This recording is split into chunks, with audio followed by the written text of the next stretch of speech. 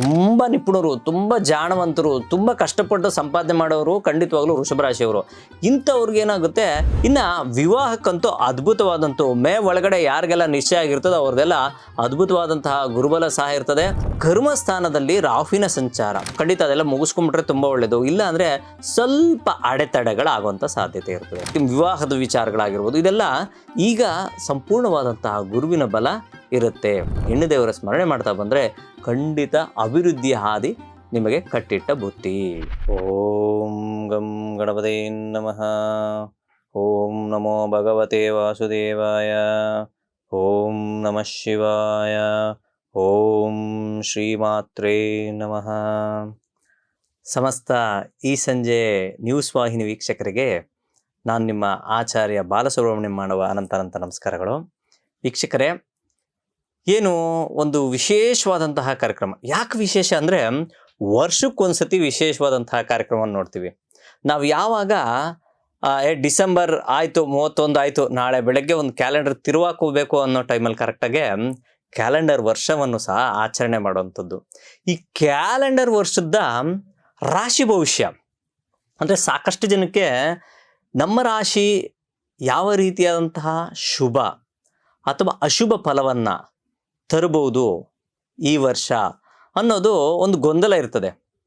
ಅದೇ ರೀತಿ ಆ ಗೊಂದಲವನ್ನು ಈ ಕ್ಯಾಲೆಂಡರ್ ವರ್ಷಕ್ಕೆ ಯಾವ ರೀತಿ ನೋಡಬೇಕು, ಅದೇ ರೀತಿ ಯಾವ ರಾಶಿಯವರಿಗೆ ಯಾವ ರೀತಿಯಾದಂಥ ಶುಭ ಅಶುಭ ಫಲಗಳನ್ನು ಕಾಣಬಹುದು ಅನ್ನೋದು ಒಂದು ವಿಶೇಷವಾದಂತಹ ಮಾಹಿತಿ. ಈ ಮಾಹಿತಿಯನ್ನು ತಂದು ನಿಮ್ಮ ಮುಂದೆ ಇಡುವಂಥ ಪ್ರಯತ್ನ ನಾನು ಮಾಡ್ತಾ ಇದ್ದೀನಿ. ಎಲ್ಲರೂ ದಯವಿಟ್ಟು ಶೇರ್ ಮಾಡ್ಕೊಳ್ಳಿ. ಅದೇ ರೀತಿ ಸಾಕಷ್ಟು ಪರಿಹಾರಗಳು ಸಹ ತಿಳಿಸಿರ್ತೀನಿ. ಆ ಪರಿಹಾರ ಮೂಲಕವಾಗಿ ನಿಮ್ಮ ಕಷ್ಟಗಳನ್ನು ದೂರ ಮಾಡ್ಕೊಳ್ಳಿ ಅಂತ ಹೇಳ್ತಾ ಇದ್ದೀನಿ. ಇನ್ನು ಈ ವರ್ಷದ ಭವಿಷ್ಯವನ್ನು ನಾವು ಅಂದರೆ ರಾಶಿ ಭವಿಷ್ಯವನ್ನು ನಾವು ನೋಡೋದಾದರೆ ಮೇಷರಾಶಿಯಿಂದ ಮೀನರಾಶಿಗೆ ಒಂದು ವಿಶೇಷವಾದಂತಹ ಕಾರ್ಯಕ್ರಮ. ಈ ಒಂದು 2026 ಎಲ್ಲರ ಮನೆಯು ಮನಸ್ಸು ಬೆಳಗಲಿ ಅನ್ನೋ ನಾನು ಒಂದು ದೇವರಲ್ಲಿ ಪ್ರಾರ್ಥನೆ ಮಾಡ್ಕೊತೀನಿ. ಅದೇ ರೀತಿ ಎಲ್ಲರೂ ಸಮಾನ ಮನಸ್ಕರಾಗಿ ಸಹಬಾಳ್ವೆಯಿಂದ ಜೀವನವನ್ನು ಸಾಗಿಸೋಣ. ಯಾವ ಒಂದು ರಾಗ ದ್ವೇಷ ಇಲ್ಲದಾಗೆ ಜೀವನವನ್ನು ಸಾಗಿಸಿ ನಮ್ಮ ಈ ಭಾರತ ದೇಶವನ್ನು, ಸನಾತನ ಧರ್ಮವನ್ನು ಉಳಿಸುವಂಥ ಪ್ರಯತ್ನ ಮಾಡೋಣ. ನೋಡಿ ವೀಕ್ಷಕರೇ, ನಾವು ಪ್ರಮುಖವಾಗಿ 4 ಗ್ರಹಗಳ ಆಧಾರದ ಮೇಲೆ ರಾಶಿಗೋಚಾರವನ್ನು ಅಂದರೆ ವರ್ಷದ ರಾಶಿಗೋಚಾರವನ್ನು ನಿರ್ಣಯ ಮಾಡ್ತೀವಿ. ಅದರಲ್ಲಿ ಪ್ರಮುಖವಾಗಿ ಗುರು ಭಗವಾನರು, ತದನಂತರ ಶನಿ ಮಹಾತ್ಮರು, ರಾಹು ಭಗವಾನರು, ಹಾಗೆ ಕೇತು ಭಗವಾನರು. ಈ ಒಂದು ಪಲ್ಲಟದ ಆಧಾರ ಅತಿ ಮುಖ್ಯವಾಗುತ್ತೆ. ಅದನ್ನು ಹೊರತುಪಡಿಸಿ ತಮ್ಮ ಒಂದು ವೈಯಕ್ತಿಕ ಜಾತಕವೂ ಸಹ ಮುಖ್ಯವಾಗುತ್ತೆ. ಅದೇ ರೀತಿ ಅವರ ಒಂದು ದಶಾಭುಕ್ತಿಗಳಾಗಿರ್ಬೋದು, ಅಂತರ್ಭುಕ್ತಿಗಳಾಗಿರ್ಬೋದು, ಅಥವಾ ಅದ್ರ ಜೊತೆಗೆ ನಡೆಯುವಂಥ ಗೋಚಾರ ಫಲವೂ ಸಹ ಇದಕ್ಕೆ ಹೊಂದಾಣಿಕೆಯಾಗಿ ಜೀವನವನ್ನು ಸಾಗಿಸ್ತಾ ಇರ್ತದೆ. ನೋಡೋಣ ಬನ್ನಿ ಮುಂದಿನ ಯಾವ್ಯಾವ ರಾಶಿಯವರು ಹೇಗಿರ್ತದೆ ಅನ್ನೋದು. ಬನ್ನಿ ವೀಕ್ಷಕರೇ, ವೃಷಭ ರಾಶಿಯ ಒಂದು ವಿಶೇಷವಾದಂತಹ ರಾಶಿ ಭವಿಷ್ಯ ಹೇಗಿರುತ್ತೆ ಅನ್ನೋದನ್ನ ನೋಡೋಣ. ಇದಕ್ಕೆ ರಾಶ್ಯಾಧಿಪತಿಯಾದಂಥವರು ಶುಕ್ರನಾಗ್ತಾರೆ. ಈ ಒಂದು ರಾಶಿಯಲ್ಲಿ 3 ನಕ್ಷತ್ರಗಳ ಸ್ಥಿತರಾಗಿರ್ತಾರೆ: ಕೃತಿಕ, ಹಾಗೆ ರೋಹಿಣಿ, ಮೃಗಶಿರ. ಈ ಒಂದು ನಕ್ಷತ್ರಗಳ ಆಧಾರದ ಮೇಲೆ ರಾಶಿಯ ಒಂದು ಗೋಚಾರದ ಮೇಲೆ ಯಾವ ಪರಿಣಾಮ ಬೀಳುತ್ತೆ ಅನ್ನೋದು ನೋಡೋಣ. ಗುರು ದ್ವಿತೀಯ ಸ್ಥಾನದಲ್ಲಿ ಸಂಚಾರ ಮಾಡೋ ತನಕ ಖಂಡಿತವಾಗ್ಲೂ ಅದ್ಭುತ. ಮುಟ್ಟಿದ್ದೆಲ್ಲ ಏನೋ ಒಂದು ರೀತಿಯಾದಂತಹ ಚಿನ್ನದ ವ್ಯವಹಾರಗಳು ಮಾಡಿದಾಗೆ, ಏನೋ ಗೊತ್ತಿಲ್ಲ, ಅದಕ್ಕೆ ಕೈ ಹಾಕ್ತೆ, ಆ ಭೂಮಿ ಕೈ ಹಾಕ್ತೆ, ಅದ್ರಲ್ಲಿ ಸಕ್ಸಸ್ ಕಂಡೆ. ಏನೋ ಗೊತ್ತಿಲ್ಲ, ನನ್ನ ಮಗನಿಗೆ ಈ ವರ್ಷ ನಾನು ಫಾರಿನ್ ಕಳಿಸ್ಲೇಬೇಕು ಅಂದ್ಕೊಂಡಿದ್ದೆ, ಯಾವುದೋ ಎಜುಕೇಷನ್ಗೆ. ಇಲ್ಲೇ MBBS ಮಾಡ್ದ, ಅಲ್ಲಿ MD ಮಾಡಬೇಕು ಅಂದ್ಕೊಂಡಿದ್ದ, ಆ ಕಾರಣದಿಂದ ಅಲ್ಲಿ ಕಳಿಸ್ಕೊಟ್ಟೆ, ಖಂಡಿತ ಅನುಕೂಲ ಆಯಿತು. ಈ ರೀತಿಯಾದಂಥ ಒಂದು ಶುಭ ಫಲಗಳು ಅಂದರೆ ಕಂಪ್ಲೀಟ್ ಓವರಾಲ್ ಎಲ್ಲ ವೃಷಭ ರಾಶಿಯವರೆಲ್ಲ MD ಮಾಡಿಬಿಡ್ತಾರೆ, ಡಾಕ್ಟರ್ ಆಗೋಗ್ತಾರೆ ಅಂತಲ್ಲ. ಕೆಲವರ ಒಂದು ವೈಯಕ್ತಿಕ ಜಾತಕವೂ ಸಹ ಅದನ್ನು ನಾವು ನೋಡಬೇಕಾಗುತ್ತೆ. ಅದನ್ನು ಸೂಕ್ಷ್ಮವಾಗಿ ಯಾರಾದರೂ ಅರ್ಹ ಜ್ಯೋತಿಷ್ಯರ ಹತ್ರ ತೆಗೆದುಕೊಂಡೋಗಿ ನೋಡಿ ಸ್ವಾಮಿ ಹೀಗಿದೆ ಅಂತ ಹೇಳಿದ್ರೆ ಖಂಡಿತವಾಗ್ಲೂ ಅವರು ವಿಶ್ಲೇಷಣೆ ಮಾಡ್ತಾರೆ. ಇನ್ನು ಅದನ್ನು ಹೊರತುಪಡಿಸಿದ್ರೆ ನಿಮ್ಗೆ ಲಾಭದಲ್ಲಿ ಶನಿ ಮಹಾತ್ಮರ ಸಂಚಾರ ಲಾಭದಲ್ಲಿ ಸಂಚಾರ ಮಾಡಬೇಕಾದ್ರೆ ಸ್ವಲ್ಪ ಲಾಭಕ್ಕೆ ಕತ್ರಿ ಅಂತ ಹೇಳ್ತೀವಿ. ಯಾವ ರೀತಿಯಾದಂತಹ ಕತ್ರಿ ಅಂದರೆ, ಯಾರೆಲ್ಲ ಸ್ವಂತ ವೃತ್ತಿ ಮಾಡ್ತಾ ಇರ್ತಿರಲ್ಲ, ಅವ್ರು ತುಂಬ ನಿಪುಣರು, ತುಂಬ ಜಾಣವಂತರು, ತುಂಬ ಕಷ್ಟಪಟ್ಟು ಸಂಪಾದನೆ ಮಾಡೋರು ಖಂಡಿತವಾಗ್ಲೂ ವೃಷಭ ರಾಶಿಯವರು. ಇಂಥವ್ರಿಗೆ ಏನಾಗುತ್ತೆ, ಯಾವುದೋ ಗೊತ್ತಿಲ್ಲದೆ ಬೇರೆಯವರಿಂದ ಸಮಸ್ಯೆಗಳು ಕಾಣುವಂಥ ಸಾಧ್ಯತೆ ಇರ್ತದೆ.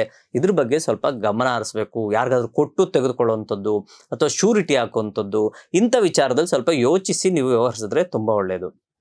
ಇನ್ನು ದಶಮ ಸ್ಥಾನದಲ್ಲಿ ಕರ್ಮಸ್ಥಾನದಲ್ಲಿ ರಾಹುವಿನ ಸಂಚಾರ. ಏನೋ ಒಂದು ಹೊಸ ವಿಚಾರಕ್ಕೆ ಕೈ ಹಾಕಬೇಕು, ಅದು ಮಾಡಬೇಕೋ ಬೇಡವೋ ಗೊಂದಲ ಆಗುವಂಥ ಸಾಧ್ಯತೆಗಳು ಸಹ ಉಂಟು. 4ನೇ ಮನೆಯಲ್ಲಿ ಕೇತುವಿನ ಸಂಚಾರ, ತಾಯಿ ಆರೋಗ್ಯದಲ್ಲಿ ಸ್ವಲ್ಪ ವ್ಯತ್ಯಾಸವನ್ನು ಕಾಣುವಂಥದ್ದು. ನಿಮಗೂ ಸಹ ಕಿವಿಗೆ ಸಂಬಂಧಪಟ್ಟಿರುವಂಥದ್ದು, ಗಂಟಲಿಗೆ ಸಂಬಂಧಪಟ್ಟಿರುವಂಥದ್ದು ಆರೋಗ್ಯದಲ್ಲಿ ಸ್ವಲ್ಪ ವ್ಯತ್ಯಾಸವನ್ನು ಕಾಣುವಂಥ ಸಾಧ್ಯತೆ ಇರ್ತದೆ. ಸರಿ, ಇದನ್ನು ಹೊರತುಪಡಿಸಿ ಬೇರೆ ಏನು ವಿಶೇಷ ಇರ್ತದೆ ಅನ್ನೋದು ನೋಡೋದಾದ್ರೆ, ವಿದ್ಯಾರ್ಥಿಗಳಿಗೆ ಖಂಡಿತ ಅದ್ಭುತವಾದಂತಹ ಫಲವನ್ನು ಕಾಣ್ತೀರಾ. ಆದರೆ ತೃತೀಯ ಸ್ಥಾನದಲ್ಲಿ ಗುರುವಿನ ಸಂಚಾರಕ್ಕೆ ಮುಂಚೆನೆ ಯಾರೆಲ್ಲ ಹೈಯರ್ ಸ್ಟಡೀಸು ಅಥವಾ ಅಪ್ಪರ್ ಎಜುಕೇಷನ್ಸು ಇದೆಲ್ಲ ಏನೇನು ನಿಂತ್ಕೊಂಡಿದ್ರೋ ಖಂಡಿತ ಅದೆಲ್ಲ ಮುಗಿಸ್ಕೊಂಡ್ಬಿಟ್ರೆ ತುಂಬ ಒಳ್ಳೆಯದು. ಇಲ್ಲ ಅಂದರೆ ಸ್ವಲ್ಪ ಅಡೆತಡೆಗಳಾಗುವಂಥ ಸಾಧ್ಯತೆ ಇರ್ತದೆ. ಇನ್ನು ವಿವಾಹಕ್ಕಂತೂ ಅದ್ಭುತವಾದಂಥ ಮೇ ಒಳಗಡೆ ಯಾರಿಗೆಲ್ಲ ನಿಶ್ಚಯ ಆಗಿರ್ತದೋ ಅವ್ರದ್ದೆಲ್ಲ ಅದ್ಭುತವಾದಂತಹ ಗುರುಬಲ ಸಹ ಇರ್ತದೆ. ವಿವಾಹಕ್ಕೆ ಸಂಪೂರ್ಣ ಶೋಫಲಗಳನ್ನು ನೀವು ಕಾಣಬಹುದು. ಮೇ ನಂತರ ತೃತೀಯ ಸ್ಥಾನದಲ್ಲಿ ಗುರು ಸಂಚಾರ ಮಾಡಬೇಕಾದ್ರೆ ಏನು ಮಾಡೋದು ಗುರುಗಳೇ, ಅವಾಗ ಸೆಟ್ ಆಗಿದೆ ನಮ್ಗಾದ್ರೆ ಜುಲೈ ಆಗಸ್ಟ್ ಈ ಟೈಮಲ್ಲಿ ಅಥವಾ ನವಂಬರಲ್ಲಿ ಟೈಮಲ್ಲಿ ಒಪ್ಕೊಂಡ್ಬಿಟ್ಟಿದ್ದೀವಿ, ನಾನು ದೂರ ಇದ್ದೀನಿ ಅನ್ನೋರಿಗೆ ಖಂಡಿತ ಸಣ್ಣ ಪರಿಹಾರವನ್ನು ಸಹ ಕೊನೆಯಲ್ಲಿ ನಾನು ತಿಳಿಸ್ಕೊಡ್ತೀನಿ, ಅದು ಮಾಡಿದ್ರೆ ಸಾಕು.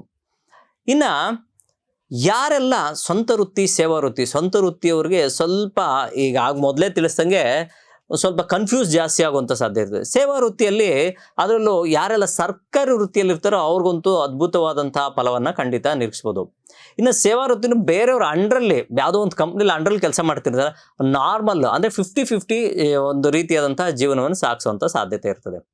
ಇಷ್ಟೆಲ್ಲ ಇದ್ದಾಗ ನೀವು ಜೂನ್ ಒಳಗಡೆ ಅಂದರೆ ಮೇಲೇ ನಿಮ್ಮ ಒಂದು ಶುಭ ಕಾರ್ಯಗಳು ಮಾಡ್ಕೊಂಬಿಟ್ರೆ ತುಂಬ ಒಳ್ಳೆಯದು. ಯಾರೆಲ್ಲ ಗೃಹ ಪ್ರವೇಶಗಳಾಗಿರ್ಬೋದು ಅಥವಾ ಭೂಮಿ ಖರೀದಿ ಆಗಿರ್ಬೋದು, ಈ ರೀತಿ ವಿವಾಹದ ವಿಚಾರಗಳಾಗಿರ್ಬೋದು, ಇದೆಲ್ಲ ಈಗ ಸಂಪೂರ್ಣವಾದಂತಹ ಗುರುವಿನ ಬಲ ಇರುತ್ತೆ.